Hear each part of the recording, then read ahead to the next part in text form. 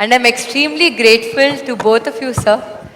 So both of you have been legendaries in your respective fields. So I would like to thank you, CBN Garu, and at the same time Chiranjeevi Garu, for coming here and gracing my book launch. This is the most precious moment for me and I'm extremely thankful for this. Question is to Chiranjeevi Garu. So initially, నేను మీ దగ్గరకు వచ్చినప్పుడు when I showed you this book is Mindset Shift, sir, I was very amazed to see you have a lot of knowledge. మీరు NLP గురించి, Richard Bandler గురించి చెప్పారు. You said you went to London to witness that session about phobia. I mean you know all these techniques. Maybe ఆ wordings తెలియదేమో, but you know the techniques. And I was very amazed to understand that you spend a lot of time with yourself, understanding yourself. So how important has been that spending time with yourself, and దానివల్ల అసలు ఎలాంటి ఉపయోగం ఉంది? First of all, మన ప్రియతమ గౌరవ ముఖ్యమంత్రి గారు నారా చంద్రబాబు నాయుడు గారు ముఖ్య అతిథిగా ఏర్పాటు చేసినటువంటి ఈ పుస్తక ఆవిష్కరణ కార్యక్రమంలో నేను ఒక అతిథిగా రావటం, నాకు అవకాశం కల్పించినటువంటి శరణి, వారి కుటుంబ సభ్యులు, ముఖ్యంగా మంత్రివర్యులు నారాయణ గారు, తన మామయ్య గారు, నా సోదరుడు గంటా శ్రీనివాస్, అండ్ చాలామంది అతిథి మహారథులు, అండ్ ఫ్యూచర్, మన రాష్ట్ర భవిష్యత్తు, మన దేశ భవిష్యత్తు మీ కళల్లో కనిపిస్తుంది. అలాంటి యంగ్స్టర్స్, ఆల్ ద స్టూడెంట్స్, మీ అందరికీ సభాముఖంగా నా హృదయపూర్వక అభినందనలు, ధన్యవాదాలు, నమస్కారాలు తెలియజేసుకుంటాను. It's a great opportunity to be here one amongst you all. ఇలాగా శరణి ఇంటికి వచ్చినప్పుడు ఒక బుక్ రాశాను. అది మీరు ముఖ్యమంత్రి గారు ఇనాగ్రేట్ చేస్తే బాగుంటుంది, వెరీ పర్పస్ఫుల్ బుక్ అనే అమ్మాయి చెప్పినప్పుడు చాలా అమేజ్ అయ్యాను నేను. ఆ బుక్ని క్లుప్తంగా నేను 4-5 పేజీలు చూసినప్పుడు నాకు ఎప్పటి నుంచో ఇలాంటి పర్సనాలిటీ డెవలప్మెంట్ మీద, అలాగే సీక్రెట్ అనే ఒక బుక్ ఉండేది. అది ఎన్నో దశాబ్దాలు, 2-3 దశాబ్దాల ముందే ఆ బుక్ నేను చూడటం నాకు జరిగింది, తటస్థపడింది. అప్పుడు ఇంకా ఇండియాలో రాలేదు ఆ బుక్, దాని ట్రాన్స్లేషన్ కానీ దాని వీడియో నేను చూడటం జరిగింది. ఆ బుక్లో చెప్పిన ఎన్నో విషయాలు నాకు తెలుసో తెలియకనో నాకు నేనుగా అనుకున్న అవన్నీ ఆచరించడం మొదలుపెట్టాను నేను. అది నాకు ఎంతో హెల్ప్ అయింది. ఓ ఇలా ఉంటుందా అన్నది. సో తను అడిగిన ప్రశ్న కానీ ఇందాక గౌరవ ముఖ్యమంత్రి గారు చెప్తున్న దానికి మైండ్ సెట్ షిఫ్ట్ అనేది అత్యంత అవసరం. మనం ఒక గాడిన పడి అదే ధోరణిలో ఒక గానుగెద్దులాగా కష్టపడతాం. ప్రతి వాళ్ళు కష్టపడతారు, బట్ ఆ కష్టపడటంలో స్మార్ట్గా కష్టపడతారా, హార్డ్ వర్క్ తోటి వాళ్ళు కష్టపడుతున్నారా అనే దాని మీద మనం ఆలోచించుకుంటే కనుక చాలామంది ఇలాంటి అవేర్నెస్ లేక, ఇలాంటి శరణి లాంటి వాళ్ళు ఇచ్చేటువంటి పుస్తకాలు వాళ్ళకి గైడ్ చేయక, లేకపోతే గురువులు గైడ్ చేయక, లేకపోతే వాళ్ళుగా ఆ షిఫ్ట్ అనేది తెలియక అదే గానుగెద్దులాగా అదే కష్టంతో అలాగే జీవితాన్ని వెళ్ళదీసే వస్తారు. అట్లాగే ఏదో టైంలో రిటైర్డ్ అయిపోతారు, జీవితం చాలిస్తారు, ఇది చాలు ఈ జన్మకి ఇంతే అనుకుంటారు. అది కరెక్ట్ కాదు. మైండ్ షిఫ్ట్ చేయటం మూలంగా కష్టపడే మనస్తత్వం ఉంటే, నీ ఇష్టమైనటువంటి ప్రొఫెషన్లో కనుక నువ్వు ఉండగలిగితే ఆ రాణింపు, ఆ వెళ్ళే హైట్స్ అది వేరే. అంటే ఉదాహరణకి నేను చెప్పుకుంటే, నా గురించి సాదాసీదా కుటుంబంలో పుట్టి ఒక మామూలుగా ఒక డిగ్రీలో యావరేజ్ మార్కులతోటి చేసిన తర్వాత ఏం చేయాలి, ఎలా చేయాలి అని అనుకుంటే, నా తల్లిదండ్రులు నన్ను గైడ్ చేసేంత నాలెడ్జ్ కూడా వాళ్ళకి లేదు. అలాంటి టైంలో నాకు అనిపించింది, నాకు చిన్నప్పటి నుంచి ఇంట్రెస్ట్ యాక్టింగ్. 10th క్లాస్ చదువుతున్నప్పుడు ఒక డ్రామా వేశాను, బెస్ట్ యాక్టర్ వచ్చింది. కాలేజ్ డేస్లో ఇంకో డ్రామా వేశాను, అది బెస్ట్ యాక్టర్ వచ్చింది. అది documented, it's there full proof. So నాకు అనిపించింది, ఓహో మనలో గొప్ప నటుడు ఉన్నారనమాట, మనం కనుక ట్రై చేస్తే సినిమా ఇండస్ట్రీలో ఒక లెవెల్లో ఉండొచ్చు అనమాట. ఎందుకు వెళ్ళకూడదు మనం సినిమా ఇండస్ట్రీకి అని అనగానే ఎవరితో మాట్లాడినా సరే, ఏ సినిమా ఇండస్ట్రీ తక్కువ అనుకుంటున్నావా, నీకు తెలిసిన వాళ్ళు ఉన్నారా, నువ్వు వెళ్ళగానే పెద్ద గొప్ప అందగాడివా, నేను వెల్కమ్ చేసేస్తారా అంటూ అందరూ నెగిటివ్గానే అనేవాడు. అదే సహజం, ఎందుకంటే ఇండస్ట్రీకి వెళ్ళి పాడైపోయిన వాళ్ళు అధిక సంఖ్యలో కనబడుతున్నప్పుడు నేను ఎక్కడో లింగులు ఇటుకుమంటూ నర్సాపురం మొగల్తూరు ఆ ప్రాంతం నుంచి వెళితే కనుక ఎంకరేజ్ చేసే బయలు ఉన్నారో వెళ్ళరా అనేవాళ్ళు ఎందుకు ఉంటారు? కానీ లోపల నా తపన అంతా ఖచ్చితంగా వెళ్ళాలి అనిపించింది. అదే విషయం అమ్మా నాన్నలు చెప్పాను. నేను మైండ్ షిఫ్ట్ గురించి మాట్లాడుతున్నాను. అమ్మా నాన్నలు చెప్తే నువ్వు వెళితే నీకు ఇంట్రెస్ట్ ఉంటే వెళ్ళు, కానీ ఏదైనా జరగచ్చు, రేపు పొద్దున నువ్వు రాణించకపోవచ్చు. అలాంటి పరిస్థితిలో టైం వేస్ట్ కాకుండా ఇంకో కోర్స్ కూడా చేస్తే నువ్వు చెన్నై వెళ్తానంటున్నావు, నీ ఫిలిం ఇన్స్టిట్యూట్ ట్రైనింగ్తో పాటు ఇంకో కోర్స్ కూడా చేస్తే బాగుంటుంది కదా. సపోజ్ ఇది రాణించలేదు, ఇంకో దాంట్లోకి వెళ్తావు, టైం వేస్ట్ కాదు అంటే వాళ్ళ మాట కాదనలేక ఏమో బొమ్మ పైకి ఇసిరితే కాయిన్ బొమ్మ పడవచ్చు, బొలుసు పడవచ్చు, జీవితంలో ఏది మనం ఊహించి చెప్పలేము అనే ఉద్దేశంతో నేను ఏం చేశానంటే ICWI institute of cost accountants and works of India, ఇది ఎగ్మూర్లో ఉంటుండేది చెన్నైలో. అక్కడ నైట్ కాలేజీ చేస్తూ పగలంతరేమో ఫిలిం ఇన్స్టిట్యూట్లో ట్రైనింగ్ తీసుకుంటూ అలాగా 2 జోడు గుర్రాల స్వారీ లేదా 2 పడవల మీద ప్రయాణం చేయడం ప్రయత్నం చేశాను. కానీ ఎక్కడో నాకు ఇష్టం లేనిది, అంతంత మాత్రంగా తప్పదని చేయబడ్డటువంటి ICWI కోర్స్ మీద నాకు నిరాశక్త కలిగింది. దాన్ని నెమ్మదిగా దానికి తెలియదుకాలు ఇచ్చేసి వదిలేశాను. ఆ తర్వాత ఫిలిం ఇన్స్టిట్యూట్లోనే నేను ఏమైనా చేయాలి, చావో రేవో బతుకో చావు ఇక్కడే ఉండాలి, మనం ఇందులో చేయాలి. ఎప్పుడైతే నేను ఒక డెసిషన్ తీసుకున్నానో నన్ను నేను ప్రూవ్ చేసుకోవడానికి నేను కష్టపడి పనిచేయాలి, నేను ఇందులో సాధించాలి, ఏమైనా అయ్యి తీరాలి అంటూ చాలా స్ట్రాంగ్గా నేను అనుకున్నాను. లేకపోతే నాకు జీవితం లేదు అనుకున్నాను.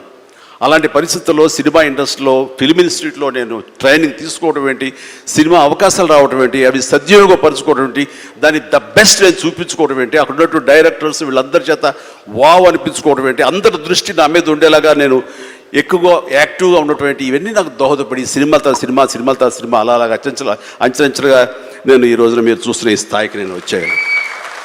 ఇక్కడ ఏంటంటే ఏదైనా సరే 2 చేద్దాం, జీవితం ఏమవుతుందో అనే అభద్రతా భావంతో ఉండే కంటే కాదు, ఖచ్చితంగా అనుకుంటే సాధించవచ్చు, నాలో టాలెంట్ మీద నాకు నమ్మకం ఉందని సాధించగలరు, కాబట్టి అది వద్దు అనుకుంటూ మైండ్ షిఫ్ట్ చేసుకుని దీని మీద ఫోకస్ పెట్టాను సరా, అక్కడ నేను సఫలీకృతునయ్యాను. అదే శరాణి చెప్పేది. ఎక్కడ డౌట్ ఉండకూడదు. ఆ ప్రొఫెషన్ నీకు ఇష్టమైన ప్రొఫెషన్ అయ్యి ఉండాలి, దాని మీద నువ్వు ఇంట్రెస్ట్ పెంచుకోవాలి, అది సాధించడానికి కష్టపడి పనిచేయాలి, ఒళ్ళుంచి పనిచేయాలి, అది కూడా స్మార్ట్గా పనిచేయాలి. వీటన్నిటితో పాటు మన వ్యక్తిత్వం, మన బిహేవియరు, మన మంచితనం ఇవన్నీ కూడా యాడెడ్ ఫ్లేవర్, అది చక్కటి అందాన్ని ఇస్తాయి నువ్వు వెళ్తున్న ఈ బాటలో. అది చాలా ఇంపార్టెంట్. చాలామంది అత్యున్నత స్థానానికి వెళ్ళిపోతుంటారు, కానీ క్యారెక్టర్ లేకపోతే వాళ్ళు ఎంత ఎత్తుకెళ్ళినా సరే సర్లే పెద్ద చేసేళ్ళ అని అంటారు.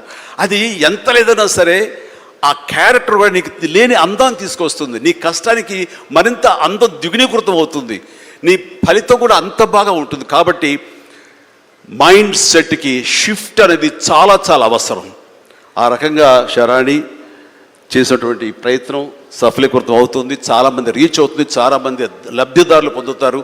అండ్ చెప్పాలంటే మన నారా చంద్రబాబు నాయుడు గారు కూడా చిన్నతనం నుంచి కాలేజీ రోజు నుంచి నాయకత్వ లక్షణాలతోటి అక్కడ నాయకుడుగా కాలేజీలో ఉంటూ అక్కడి నుంచి తనకి ఇష్టమని ఈ ఫీల్డ్లో రాణించాలి, నా రాష్ట్రానికి సేవలు చేయాలి, ఇక్కడ ఏమైనా సరే అవ్వాలి అనే అకుంఠిత దీక్షతో అయ్యారు.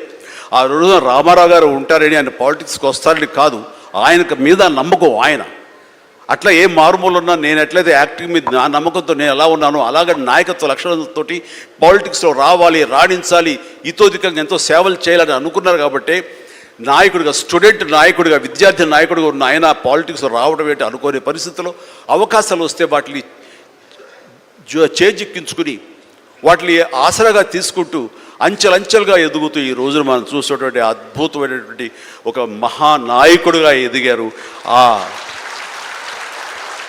ఆయన దిశానిర్దేశంలో, ఆయన నాయకత్వంలో హైదరాబాద్ దగ్గర నుంచి ప్రతి నగరం, అంటే ఫస్ట్ ఇండియాలో ఆఫ్టర్ బెంగళూరు మళ్ళీ అలాంటి ఐటీ నగరంగా, అంటే ఎంత విజనరీ అంటే ఫ్యూచర్లో ఇది డెఫినెట్గా ఈ రోజున మనం అనుకుంటున్నాం డిజిటలైజేషన్, ఆ రోజున అంత ఉధృతంగా లేదు, అలాంటి దాన్ని అయ్యి తీరుతుంది ఆయన అన్నారే.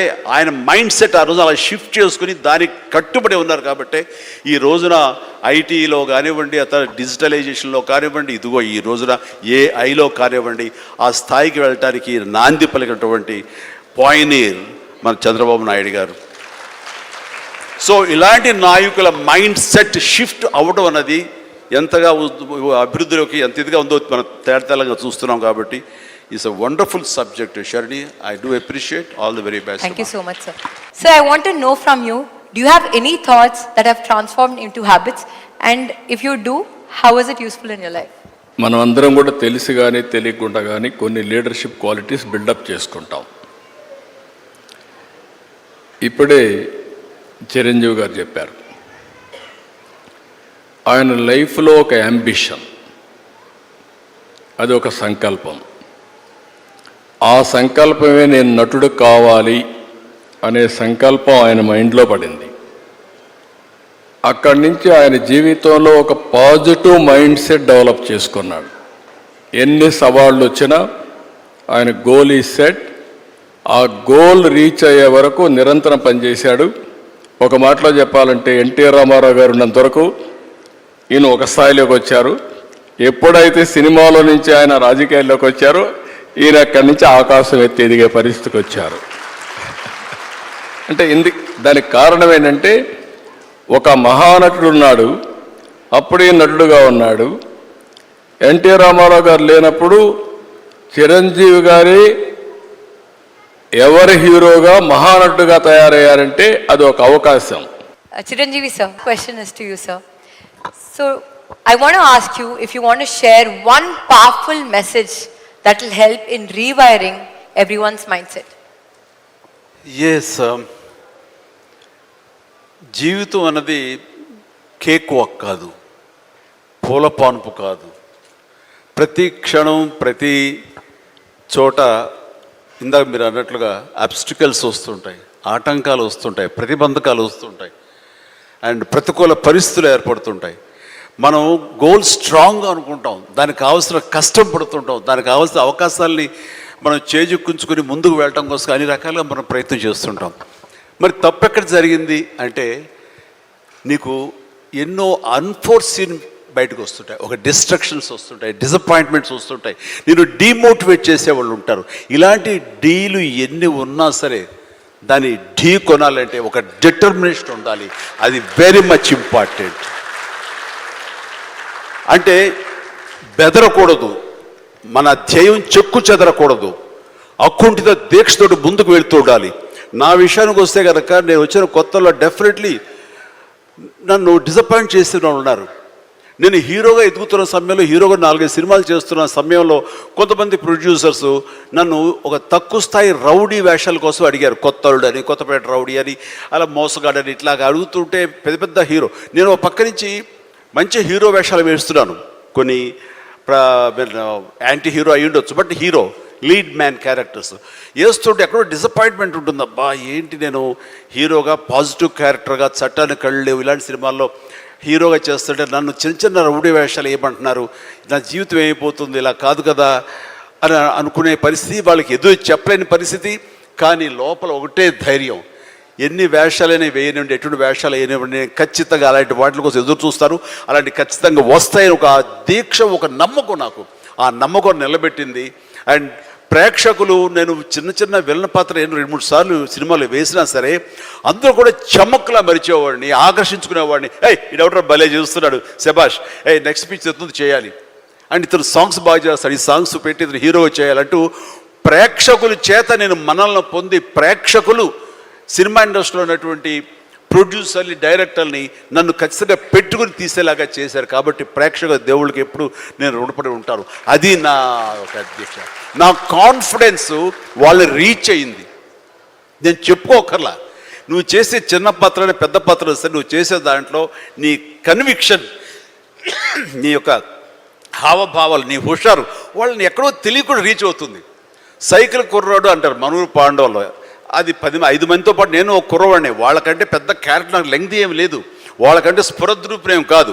కాకపోతే ఆ ఉన్న కొంచెంలో చముక్కలా మెరిసరికి ఎవడరా భలే ఉన్నాడు, వీడికి లైఫ్ ఉంది రోయ్ అలాగా అనిపించుకోనంటే అది నన్ను నేను ప్రొజెక్ట్ చేసుకోవడం, నన్ను నేను ఆవిష్కరించుకోవడం, నన్ను నేను బెస్ట్ అనిపించుకోవడంగా ఉంది.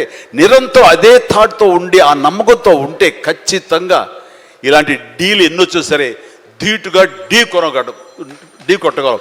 ఇది నేను చెప్తాను. అంటే ఇంకా ప్రధానమైన ఉదాహరణ చెప్పాల్సి వస్తే, మహానాయకుడిని ఇక్కడ ఉన్నారు. అలిపిరి సంఘటనతో అక్కడి నుంచి పడి లెగిచి ఎంత డీమోటివ్ అయిపోవాలి, చావు తప్పి కన్నులు అట్టపోయినట్లుగా ఆ రోజున పరిస్థితి ఉన్నప్పుడు ఆ విజువల్స్ చూసి ఎక్కడ చెక్కు చెదరలేదు. ఆయన మానసిక స్థైర్యంతో ఉన్నారు. హాస్పిటల్కి వెళ్ళి ట్రీట్మెంట్ తీసుకుని వెంటనే మామూలుగా బయటకు వచ్చారు కానీ ఎక్కడో సరే బెసికారా, కొంచెం వెనక్కి తగ్గారా, ఆలోచన విధానంలో ఏంటిది అన్నారని ఏమీ లేదు. బ్రహ్మాండమైనటువంటి ఒక కన్విక్షన్ తోటి దీన్ని ఆయన ఎదుర్కొని నిలబడేటువంటి హీరో దాత్తత నేను ఆ రోజున చూశాను నాయుడు గారిలో.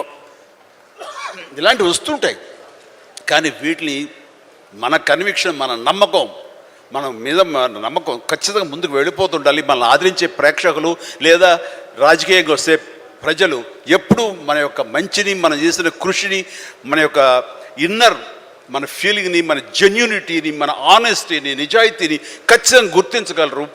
మధ్యలో ఒక్కోసారి ప్రతికూల పరిస్థితులు వస్తాయి, బట్ వాటిని అధిగమించేలాగా వస్తుంది మనకి రోజులు, మంచి రోజులు వస్తాయని కన్విక్షన్ తెలితే కనుక అలాంటి అబ్స్ట్రకల్స్ని ఓవర్కమ్ చేయగలం. దానికి గాను నువ్వు నీ మానసిక ధైర్యాన్ని కోల్పోకూడదు. ఇక్కడ నిలబెత్తున్న నిదర్శనం చంద్రబాబు నాయుడు గారు. అది నేను చెప్పుకొచ్చాను. ఈ రోజున మీరు పర్మిషన్ ఇస్తే ఒక విషయం, పెహల్గామ్లో జరిగినటువంటి ఒక దురదృష్టకరమైన సంఘటన, రాక్షసుల ముష్కరుల వాళ్ళ అకృత్యం బలైపోయారు ఎంతోమంది, 28-29 మంది. ఈ సందర్భంలో మన రాష్ట్రం నుంచి ఒక 2 యువకులు వాళ్ళకి బలైపోయారు. అండ్ ఇది చాలా దురదృష్టకరమైన సంఘటన. అలాంటి బాడీని ఆయన రిసీవ్ చేసుకుని వారి కుటుంబాన్ని పరామర్శిస్తున్నారు. మరో పక్కన ఇక్కడ తెనాలి అనుకుంటా, ఐ హోప్ పవన్ కళ్యాణ్ కావలి వెళ్ళి పవన్ కళ్యాణ్ వెళ్ళి వాళ్ళని పరామర్శిస్తూ వాళ్ళకి మానసిక ధైర్యాన్ని ఇవ్వడం కోసం తమ వంతు కృషి చేస్తున్నారు. అండ్ వీళ్ళు చేసినటువంటి ఈ ప్రయత్నాన్ని మనస్ఫూర్తిగా నేను అభినందిస్తూ, అలాగే ఆ కుటుంబం 50 మందికి, అలాగే ఇతర రాష్ట్రాల్లో ప్రాణాలు అర్పించినటువంటి ప్రతి ఒక్కరికి హృదయపూర్వక నా కండోలెన్సెస్ని, సానుభూతిని తెలియజేస్తూ వాళ్ళ ఆత్మశాంతి చేకూరాలని సభాముఖంగా నేను కోరుకుంటున్నాను. ఇది సందర్భం కాదు తెలియదు కానీ మనసు కలిచివేస్తుంది. ఇలా మీతో షేర్ చేసుకుంటే కొంచెం ఊరట లభిస్తుందని వారి సమక్షంలో నేను తెలియజేసుకుంటున్నాను. నేను రావటానికి ముందు మీరు ఏమైనా సంతాపాన్ని తెలిపారమ్మా? ఏంటి సార్? సంతాపాన్ని తెలియజేశారు ఇంతకుముందు? లేదు. సో వారి సమక్షంలో ఒక 2 నిమిషాలు నిలబడి మనందరం మౌనం పాటించి వారికి మన నివాళులు అర్పిద్దాం.